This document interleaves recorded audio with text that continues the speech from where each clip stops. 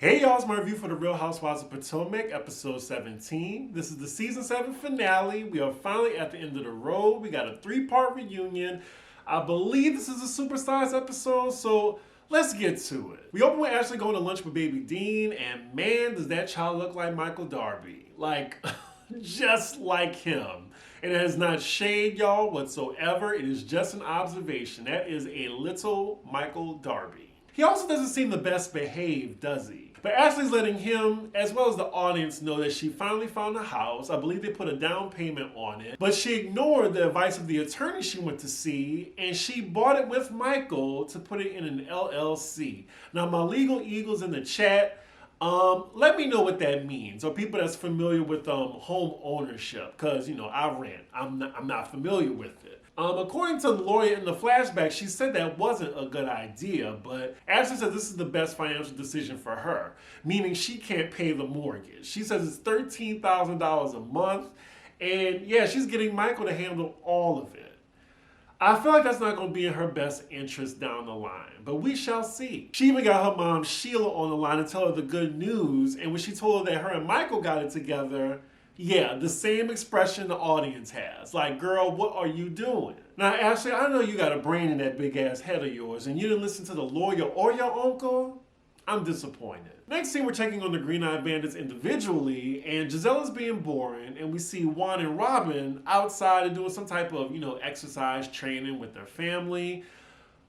They still have this brother-sister relationship, and I can't wait to watch what happens live and seeing Andy grill her ass. Next scene, we see Candace. She's talking to her sister at her house about her video premiere party coming up, and all the ladies are invited. Charlie doing laps around Potomac, so now we're with Karen. She's talking about her candles that she's selling for $100, a 4-wick candle.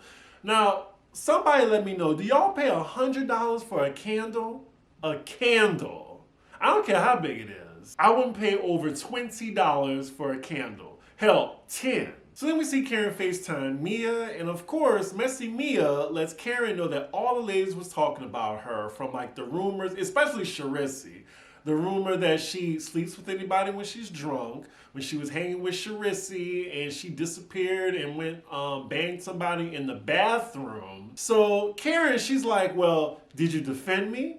And I am shocked, y'all, but Mia did not lie. She said, well, I was like, what? Meaning she didn't. So she didn't lie. I'll give that to her. But Karen, she's mad at this because she's like, if they were talking about you like a dog, I would have defended you. Honestly, no one at the table defended Karen. I would feel some type of way. I mean, Candace didn't. Ashley didn't. If I was Karen watching that scene last week, I would definitely reevaluate my friendship with the other ladies. And it was just so uncalled for last week. Like, they could say like, she gets drunk a lot or, blue eyes, but they taking it all the way to like a dark place, like with the allegations. And then for Robin to just be tee-hee-heeing at someone else's tea being spilled when all this is going on with her, I don't know, it just makes me look at her different. I know some people, I was looking online, they still like Robin, and bless y'all's heart. Like, she could get fired and I wouldn't care. We cut to Karen's confessional, and she says she's putting Mia in time out for not defending her. She says she'll be cordial, but she ain't telling us shit going forward. So next scene we're with Robin as her parents are coming over to visit, and this is where she tells them finally that her and Juan are getting married in Jamaica, and they're not invited. They definitely have a puzzled reaction by this, and Robin says, well, if I invite y'all, then I gotta invite the cousins, I gotta invite my siblings. Just go to the courthouse. Just go to the courthouse. It looks like her dad understands, but her mom ain't feeling it. We cut to Robin's confessional, and she's saying that her and Juan's biggest supporters were her parents, because I'm thinking they took Juan in, like when he was in high school, as they were dating. Like, they're going back all the way to 2002.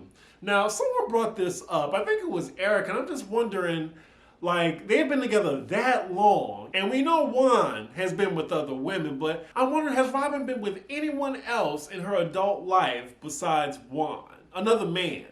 And I'm about to be messy and say woman. I'm just wondering, like, is Juan the only man she's been with for 20 plus years? Oh, not even 2002, 1996?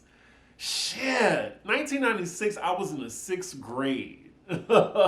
Wow. I'm really curious. Like, so that's the only man she's been with her entire adult life. Next scene, we're with Mia as she goes to the doctor with her husband. We're reminded that she's going through some sort of mystery ailment and she's trying to find out what's going on with her. They said it's some type of skin disease where it can possibly be internal, so the doctor recommends that she does some more tests to see if it's internal, and if it's not, then it's just a rash. And then I'm guessing production's having some fun with this as they pause Mia and they go through a thought bubble of all the ladies talking about her cancer diagnosis. It's still confusing because now we're talking about lymph nodes and it's swollen. Oh, girl, feel better, sis. Feel better. Now, what I think she should have did, instead of looking like she's lying about having cancer, is just wait until the test results come and not try to get attention or telling people that, you know, you might have cancer or you might have this. Like, just keep it private to yourself. So next scene we're with Giselle and her daughters, who are her only plot line, I swear. Other than that, she has none. So as they're all getting ice cream, she's talking to her daughters about her dating life and how she's dating this Steve character. Now, she's asking their opinions on it, and y'all know Giselle's daughters are going to tell her the truth. And wow, we even see footage of Giselle going on a date with him, but it's in a flashback, so I'm guessing it wasn't interesting. Shockingly, her daughters don't really have much to say on the matter, which can be seen as a negative thing. I mean, at least they're not embarrassing you on camera like they always do. Pardon me, y'all, I'm just eating a cookie. So the topic then changes to Giselle letting them know that she might have to have surgery soon, having a hysterectomy. But as she's trying to tell her girls this, clearly they need a little bit more education on the female anatomy. I mean, it's a cute, fun scene, but I'm gonna need them to know about their private parts a little better. Now, I don't know nothing about vagina because I ain't got one. So look, I was just as confused as them. She tells them when she heard this news, she cried in the car all the way home. Now, I would have loved to see that, like see some type of humanity in Giselle outside of the messy green-eyed bandit that she is. Like, for real, 7 seasons in, and all I know about Giselle is Jamal Bryant and how he embarrasses her.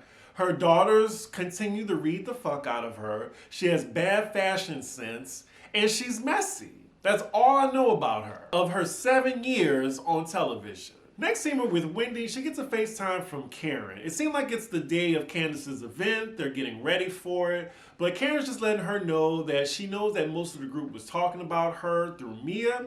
And she says that Mia did not have her back. So it looks like Wendy right now is her only real ally. After that, next scene, we're at Candace's video premiere event. It seemed like this episode was kind of just like flying by. I've actually been to this venue. My best friend DJ'd an event that happened there. It's a pretty cool space. We see some of the cast arriving, but I'm looking at this event and this seemed like just like a bunch of randoms were invited. Like they just asked extras to come by to be a part of the scene. Okay, Giselle, she actually looks pretty here. I like what she's wearing. She gets it right, once every blue moon or when the planets all align. So we see her walk past Chris. She does speak to him, but we cut to her confessional. She's saying it's still weird.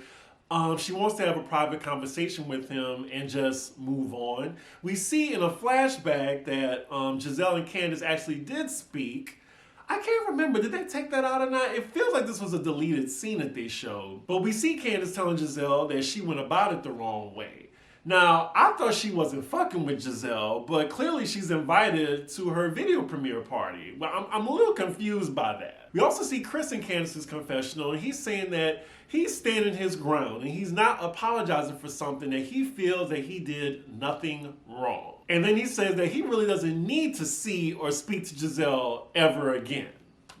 And that's that. Quick side note, I see the Jasmine brand in this scene, so I'm guessing any tea that leaks on her website, it's from at least one of the ladies, particularly Candace. Yeah, this is a random ass crowd. She just did an open call. Don't nobody care about this video she in. People want to see the Housewives and or be on TV. Lord, here goes Charisse walking, and she always looked tired. Girl. So that was kind of weird. Like, Candace already came in the party, and she was like, well, shouldn't I get an entrance or something like that? So she goes back out, waits for somebody to introduce her, then she walks right back in.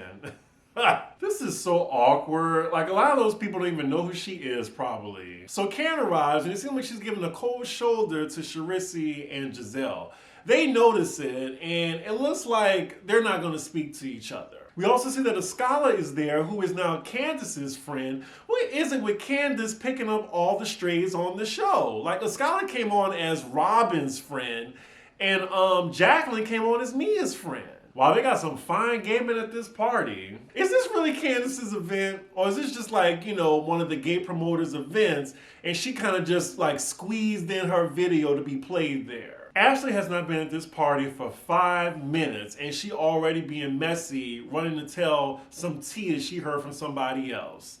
So she tells Wendy that Mia said that you wanted to eat her cookie or whatever. And of course we know Mia was lying about that. So now Wendy playfully confronts Mia about that. Wendy sets the record straight and says that Mia was the one that came to her about eating her box. Weren't they just enemies like 2 or 3 episodes ago? Also, not only is the Jasmine Brand there, she's actually the MC. Get the check, girl. So Candace gets on the mic, gives her thank you. She says she's about to cry, of course. Candace has not been annoying this season as much, and I appreciate that. Like, I am halfway to almost liking her. Halfway. Side note, Robin is still not there. Like, she's never on time for a scene. So Candace is premiering her video. I mean, it's basic. The song is basic, but it does look like the budget has increased. I do like this look she has in the yellow in the video, but other than that, fast forward. Oh, that's nice. She got like talent show applause. Everyone there did a good job pretending that they liked it. So after that, we see Robin finally arrives to the party, and she was at her sister-in-law's bridal party, and she was wearing white too. I'm thinking she had a bridal party for herself, but I forgot she's having a wedding on the coattails of someone else's wedding at a foreign destination. Just tacky. We then see Giselle and Karen finally talking, and of course Giselle brings up, well, I guess you heard about the bachelorette party. Karen confirms that Mia filled her in about it, but she's not listening to any of it. And then messy Giselle tells her that Mia said she called you a prostitute, because she did. Now, that's not how it went, and Giselle knows what she's doing. Like, clearly we remember that Mia said, oh, are y'all calling Karen a prostitute? Like, these women are not friends. They just throw each other under the bus, or they try to expose one another. Giselle even admits in her confessional that she was being messy about it. How is she first chair every season? Again, it's the light skin privilege for me. And she's just laughing at it. So then Karen and Giselle confront Mia about it, and she's like, hold on, back up. I did not say that. I asked y'all, were y'all calling her a prostitute? There's a difference.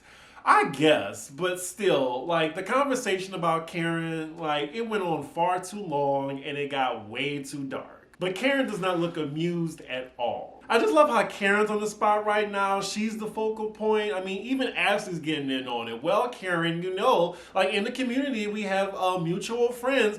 Like, really, Ashley? Like, why aren't we talking about Robin's tea, huh? Like, she's still marrying Juan, even though he stepped out on her. I don't know. But yeah, messy ass Giselle then brings Charisse into it, and she just looks so uncomfortable. Y'all know what I mean. She tries to engage with Karen, but Karen is not having it. She says, I hear you, but I'm not listening. So then as the ladies are separated, we see Mia confronts Karen and says she has some more tea. So she doesn't want to say it in front of Ray, so they go to the side, and she tells her specific details that she heard that the owner of some place in PG County saying that Karen had sex with his best friend in a bathroom. I'm guessing in Vegas? While this is going on, meanwhile, we're with Candace talking to Giselle, which I'm confused by that, but again, they went on a trip together for girls' trip too, so they're speaking. And she wants to talk to Chris. And Candace advises that, yes, he'll speak, but not today. So Karen is definitely being elusive about confirming or denying this information that Mia is bringing to her. And Mia is saying that, like, well, I'm just bringing it to you because you're saying that Charisse is lying. And I've heard it too. See, it's a witch hunt. Like, these are not friends. And I'm like, next season, even if Mia comes back, like, why would you want to fuck with ladies like that? Like, clearly, you know what you're doing. Like, they're trying to expose Karen right now and embarrass her. They basically want Karen to admit that she's in an open relationship with Ray. Well, Karen says it's not true. She said if it was true, she'd admit it. But we know Karen lies. So Karen tells her that's some bullshit, and she grabs Ray and makes a beeline to the exit. We cut to Robin's confessional, and Robin, I want to hear a peep out of you. Fast forward. So the party continues. The ladies are talking amongst themselves. While Candace is entertaining her guests, they're talking about like approaching Chris, Ashley, and Giselle. Robin's like, maybe he just don't want to talk to y'all. What is going on right now? So Candace talking to them and saying it's all love when like half the women here have backstabbed you. So now Ashley takes Candace to the side and says she really wants to talk to Chris. And Candace just tells her that she does not advise that. Like, he just wants the night to be about Candace. He doesn't want to talk to you. So Ashley doesn't care at this point. She goes up to Chris to try to talk to him. So she confronts Chris about the tweets that he made. It said, y'all really not ready for what's about to go down. Call me what you want, but a liar I am not. And if that's the path you choose, I promise you will be sorry. Now, what did Ashley think he meant by this? That he's going to like punch her in the face the next time he sees her?